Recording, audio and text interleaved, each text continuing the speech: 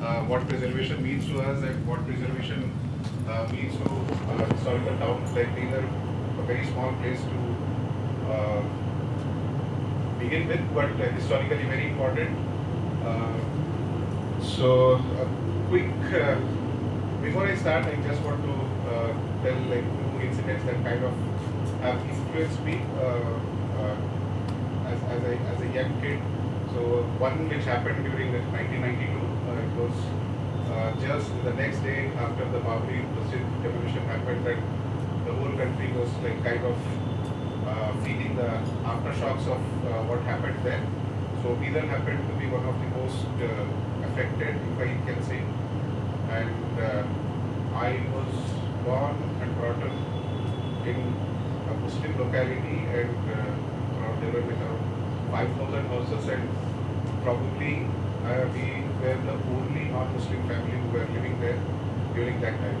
So it was on 7th of December 1992, I remember right, that the riots had started, and in a very little way, Veena also got affected, and it kind of spread very badly in very quick time. We were sent out of our schools, and on my way back to school, so I was going on a bicycle, and I was just passing through a market space and suddenly heard guns were being fired, and I saw that one of my neighbor got shot in front of me.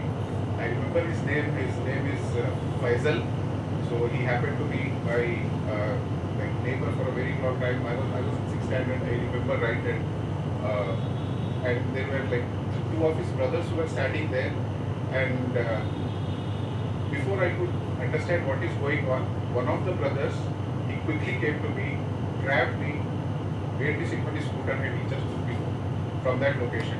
I said, and he said, जब तक ये सब ठीक नहीं होता है आप बाहर नहीं आना, घर में भी बता दो. So right there, 3 days we kind of locked ourselves inside the house. It just started to go worse from that point. Third day, what happened was there was a lot of looting and like things that happened. Many people got killed in Bidar, and it took 3 days for us to realize that probably now it's our turn. So third day, we heard a very loud knock on our door, and like my father being called out, and we just decided, yeah, okay, this is it. So this is the moment, and now it is all over for us. But my father was like going to open the door. My mother was very reluctant. She was trying to stop him from opening that door, and my father just said, if they had to do something to us, they would not have knocked the door. They would have just kicked it open, came in, and so let me just see what it is. So we, like my father opened the door, me and my two younger sisters, we were like crying out. They just came and asked, our language, क्या aunty आप 3 दिन से रंगोली नहीं डाले बाहर. So and like that kind of experience, क्यों डर रहे हो आप? हम लोग हैं, कोई कुछ नहीं कर सकता. जो होता है वो होता है, it's all done. बट आप लोग यहाँ पर कैसे रह रहे हैं, आपको वैसे ही रहना है. आप किसी चीज़ के लिए भी आप अपना रूटीन मत बदलिए. रंगोली नहीं डाले हैं, आंगन अच्छा नहीं लग रहा है. So that 30 people coming to us, knocking at our door and saying, why are you not putting the rangoli for 3 days, kind of made us realize that, okay, probably we are going to leave. So that was one incident which made me realize that बहुत अच्छी जगह में है. Bidar is a nice place to be. One, but to another incident where as a kid, like where I used to stay, it was very close to the huge fort that we have in Bidar, built during the Bahmanis time. So that was our getaway place, and there were these underground tunnels which used to go from under the fort and open into the fort arena. So that one of the opening was just behind my house, and our favorite activity after the school was to pass through those tunnels, go into the fort and play cricket without realizing or without trying to know what exactly these tunnels are. So क्यों बनाया है और क्यों use होता था ये कभी हम लोग सोचा नहीं. But the questions were there, like, and it is that sense of belonging and जो relationship रखने का और निभाने का जो जज्बा बीदर में है, वो हमको it is one of the factors to start this NGO, because this practice of uh, like maintaining relationships, like kind of is very important, and it is like one thing that we have to preserve. And for us, for me personally, preservation, like whenever we used to hear about preservation, ये हमेशा एक line उसके साथ जुड़ा रहता है कि we have to preserve this for our future. So future का कई मायने हो सकते हैं, but for me it was always preservation जरूरी है अभी के लिए, present के लिए. If we do present it, to like say like preserve it for the present, it is sure to be there for the future also. So some of the thoughts which were kind of kept coming back to me, and we finished school, finished our graduation, came to Bangalore, started working, all these thoughts at the back of the mind, and so क्या बोलेंगे, the vagaries of life वो हमको धक्का दिए, इधर से बाहर फेंके लाके, we started working here, and I worked here for 3 or 4 years, like with a very fine company, earning really well. It was during 2007-8. I remember that I decided that my life is not going anywhere here. I was earning very handsomely, like in 2007. I remember right, because like I was at that time in 2007, my salary was around 70,000 in Bangalore, and I was having the best of the times, like most of us do here in Bangalore, earning really well, spending equally, and not saving anything, but kind of setting later. So 4 years of work, and I started to realize that this is getting really monotonous, and it is not going to take me anywhere. And all the questions still were at the back of the mind, that how my place is, and like what is going on, and क्या हो रहा होगा, how vote को कैसे use किया जा रहा है, all these things which were like constantly coming back. And one incident that kind of triggered of setting up this NGO, it happened in Bangalore, and thank Bangalore for that, because the whole idea was triggered in Bangalore. I was sitting in an interview panel in my company, and 3 guys from my place either had come to attend that interview, and they were rejected because they were not good at English. But I knew that the kind of work that we were trying to do in Veena, those 3 guys were the most suitable to do it, but they were rejected only because they did not know proper English. And that kind of had set the criteria, and I started to think, अगर सब है और English की वजह से इनको नौकरी नहीं मिल रहा है, तो I think we have to address this issue back home. So that was kind of a trigger, and I decided that like in 2 months time I will not be working anymore in Bangalore. I gave my resignation with all the notice period and stuff. Whatever savings that I had, I took up a franchisee of Spoken English Academy, which was very famous at that time. It was called Veena Spoken English Academy, and I set it up in Bidar, and that is how I relocated from Bangalore to Bidar. And as I started to take sessions, I called guest lecturers and people who were very good at training. And during this process, I started to meet some really interesting people who loved Bidar as much as I did. So I started to meet these people, discuss with them, and get to know whether he could actually contribute something to make sure that Bidar becomes better from what it is already. So all these things, and it took around 8 months of time to identify these amazing people who are there with me in the team. It is those people who make this team. So I kind of very proud of the people that I have around in Bidar.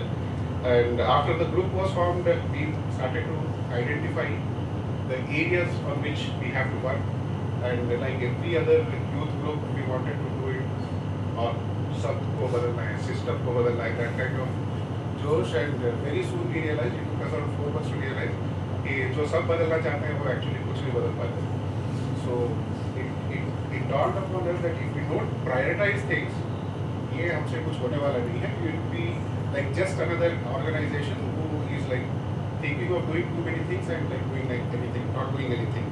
So priority wise, we realized these questions of what we could do. Education, we were already doing some things for it, because with English we had also started to give mathematics and science lessons to government school kids in Bidar, in and around Bidar. So that part was like we are one of the most backward regions, as it is put in the EDB report. So Bidar happens to be backward in many parameters, and education happens to be one of it. And in spite of getting 850 to 900 mm rainfall, we are still the most drought-stricken district in Karnataka. I think Gulbarga has taken the tag now, so thankfully we are in second position now. But still, we started to ask questions ki ye 900 mm बारिश जा कर आ रहा है. And 5 we are called a perennially drought stricken district. So these questions kind of triggered our thought, see how water can be managed, and more importantly, how water was managed historically. Because we could see that on many of the monuments and historical places that we have to see in Bidar, there are these amazing water management structures which have been built in 13th, 14th century. And I think this is the place to go to learn how people used to manage water then. So that was one aspect that we started to work on. And every now and then there would be people who would come to Bidar as tourists or like as academicians or like so we used to get to know each other because we were already doing some sort of work.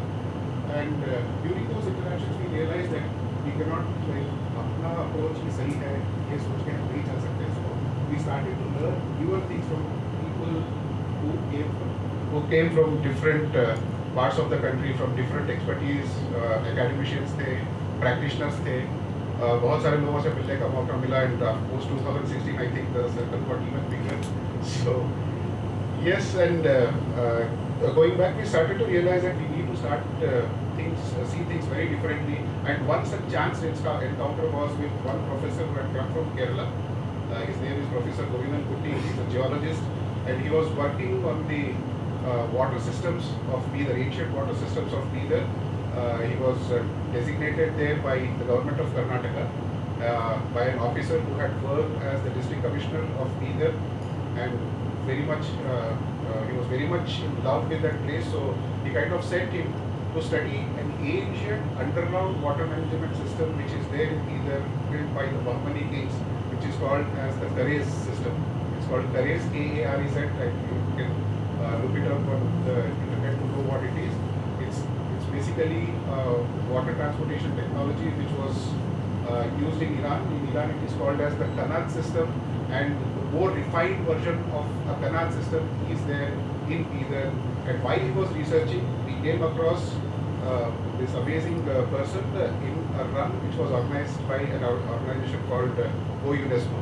So it was one of their runs we were like coordinating with the Go UNESCO team, and we happened to meet Professor Kutti, and he took us to a very old underground tunnel which we had like seen. जाते थे, देखते थे, खेलते थे उस time पर, वो क्या था कभी मालूम नहीं था. So he explained us what exactly this is, and that is when we realized that one of our questions is being answered here, and if we understand this system, probably with that understanding we can come up with the solutions which is badly needed for water scarce place like Bidar. So we got tagged along with Professor Kutti, did all the ground survey with the ancient maps that we could procure, and that's a different story altogether. Probably I could have another session at Design Dialogue in due future only, and how Karez was restored in Bidar.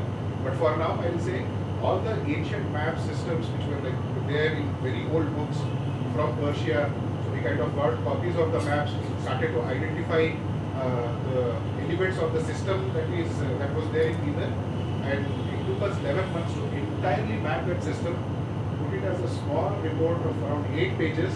We did not like completely add all the technical details to it. 8-paper report was submitted to the Bidar district administration saying this is what it is and it has to be restored. Why? Because if we restore this, we are going to get water. So this was just the thing that was written in that report, and the district administration thankfully, fortunately, immediately agreed to take this up, saying we will not allot the entire amount that you guys are asking, but we will start with a very small amount, and we had sanctioned around 7 lakhs if I remember right. We were very happy. We got someone to kind of agree, a contractor who was willing to get his labours 70 feet below the ground. We were completely uncharted, unknown tunnel, not knowing what it is. So we could actually barely walk 50 meters, and beyond that it was completely filled with silt, and nobody knew what was beyond that silt. So with 7 lakhs we started, we set up a crane, we got the labours. I would share another story quickly. So we were like completely prepared to start the conservation, like the preservation and conservation work there. The contractor, his name was Samad. I'm like willingly telling these names to make sure like how important that incident was. The district commissioner who sanctioned the work, his name was Dr. P.C. Jafar. The contractor who started the work with his labours, his name is Samad. Entire group of 22 labours who were there inside the tunnel were all Muslims, and we started with a traditional way of starting anything.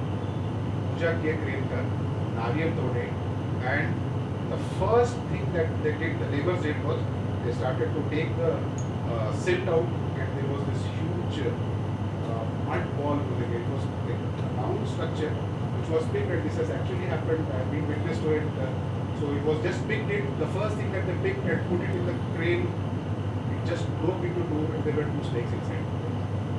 Two snakes in that one. And like everybody, they kind of panicked, but all the neighbors, they just stood there and said, they just folded their hands and said, "Sir, ये काम successful होगा क्योंकि इस पे विष्णु का आशीर्वाद है." So this is how the place is. This is how the people are, and that kind of for our faith also to देखो यहाँ पर भी कुछ अच्छा ही होने वाला है. Right? All it was a 3.1 kilometer long tunnel. 11 months, it took us 11 months to manually clear the entire tunnel, and one stretch which is around 300 meters, because it is kind of lost because of a lot of urbanization that has happened on the top. But 70 feet below the ground, we have been able to clear 2.6 kilometers of that tunnel, and the water is flowing from 2016, September 15 till date. The water is just like flowing out. So this was one of the many work that we got associated to. We were fortunate to be associated with this kind of work. And as we were doing this work, we also started to know things. As I said, people who came from outside, there was a lot of knowledge exchange that was happening. So the local knowledge we were sharing and the expert knowledge was coming from their side. And we also started to realize that this is just not an isolated system that they have built, but all the things that are there in the vicinity are connected to that system, be it open wells or tanks or everything. So everything was kind of feeding into this system, and that is how they could make this system a sustainable source of water for entire year. And I remember in one of the talks, Sudhir sir had mentioned that the problems which were there 40 years ago, the same problems and the solutions are being also like seen in a way. So we kind of knew that during 14th century, either had a population of 4 lakhs, either as a city had a population of 4 lakhs, and even now the population is 4 lakh 37,000 of the entire city. And if the water was sufficient to cater to those 4 lakh people, I think we have enough water to cater to the needs of these people right now. So we said if this system, and we could make all the connections that are there, we would be like making either water sufficient place, and we started to identify all those wells which are there, and we identified 275 amazing like step wells which were cut in the ground, very beautifully constructed from inside, and we proposed this again to the district commissioner of Nidar, who was like another individual, he's no more unfortunately, he is an IS officer who worked as a district commissioner, and we proposed this idea of cleaning all these wells and rejuvenating these wells. Instantly he allocated a huge sum, and like we started working on all these wells simultaneously. Like, एक के बाद एक we started to clean, and every well started to yield water, and as soon as we hit water, we kind of cleaned the well. There is a process of how a well is cleaned actually, and made sure that every well is connected to a mini water supply system, and people were like using their taps to get water inside directly. That is how we could identify and restore. There is so as soon as we started working on wells, we also realized that it is the tanks which are surrounding the city which are providing the water and also maintaining the groundwater. So tanks became our priority. Just went out, listed all the tanks that are there, took photographs, silt level, documented everything in like 11 days if I remember, and we proposed this idea of desilting these tanks. And we gave the district commissioner a list of 27 tanks which were very important for Veena, and he just said, why only 27? So let us get more. And we identified around 120 tanks And in 4 months' time, we kind of entirely desilted all these tanks using machinery at a level which was never seen before, and all the rich fertile soil which was there on the tank bed was distributed to farmers in that village or surrounding village. So the farmers were extremely happy. They kind of made their own arrangements. They came to the tank. Our duty was to monitor that work. So we were monitoring the levels were not maintained. Nobody would breach the tank fund or anything. So all that thing was taken care of. And the farmers were extremely happy. They got some very rich fertile soil to go as the top of their fields, which were become very parchy because it was 3 years of continuous drought in 13, 14 and 15. So worst drought that Karnataka had seen, and our side it was even bad. So 16, all the khaddas were like deepened, and in 2016 we got unprecedented rains. It is to go with that line, if I can roughly remember Shah Rukh Khan saying, if किसी चीज को अगर शिद्दत से चाहो तो पूरी कायनात उसको सच बनाने में लग जाती है. That is what happened, and we kind of got 150% excess rain that year, and all the water bodies that we could clean in that 11-month time, ready for the monsoon, everything got filled. And then we started to document the water levels inside the houses. Borewells है तो wells है जो भी है, and we documented 500 wells like randomly picked at different levels, and we found that water was at 8 feet. 8 feet, and there are some localities in Bidar where water, the women of the house, they just come, fill their bucket from the well, they just go. They don't even need to put that button on and nothing. There is no pulling of water, kuch nahi hota. Bhara hua kuआं hai. People just come, they just take water and go there. So this is like one part of our work, and this tank desilting work, I'll just quickly finish in 2 minutes. So this tank desilting works. There was a team which had come from Delhi, which were they tried to make a report on how bad the drought is across India, and they came to be there. They saw this work. They saw that there were tanks which are having water. The then Chief Minister of Karnataka had visited one of the sites which we were working on, and he said that this model has to be replicated. So he announced a scheme then and there, standing inside the tank, saying that Karnataka state government will replicate this model across the state, and that project would be named as Kere Sanjeevani. So it's revival of Kere Sanjeevani, and he said every year amount will be allocated in the state budget so that all these water bodies are taken care of. So that's a policy now. It sits into the policy, and I can proudly say that it all started from Bidar, and we had a peaceful road to play it. So yeah.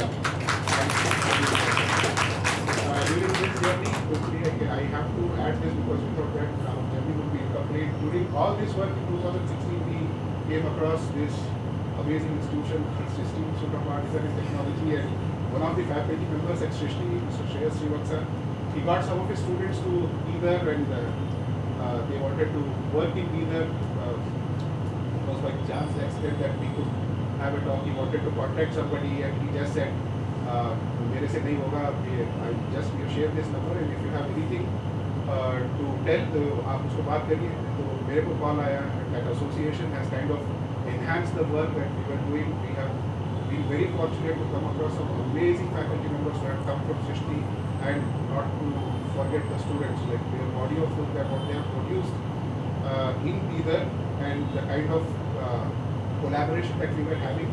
We have kind of formalized it, and now there is something called Deccan Living Lab, which is in place. We are projecting this as an open collaboration platform for work in the Deccan region, and it all has its genesis in the work that we did in Bidar. Collaborative work it was, but now it has taken a shape. It's formal in nature, willing to work in different modes of engagement. There are too many things that we have listed, which we want to.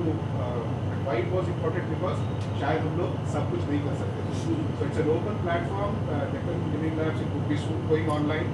I would finish with thanking the design dialogue team again with an open and hearty welcome for everyone who is sitting with us. The reason why I'm not ready with the presentation or photo, मेरे को था कि आप लोग इधर आके देखें. So hearty welcome. And अभी भी आइए इधर, and we are there. So see even bigger. Thank you. Thank you, Vinay. Vinay is already preparing for 3 more batches of students who will be going this semester. Already some 6 batches have been entertained and sort of guided by them. 3 more batches go this month. Different faculty, different projects, different work. So what we're trying to say through open collaboration is that there's space for everybody to go and engage. Thank you on behalf of Vinay. Yes, Vinay has spoken at a lot of platforms and this work totally needs recognition as much as possible. Thank you so much.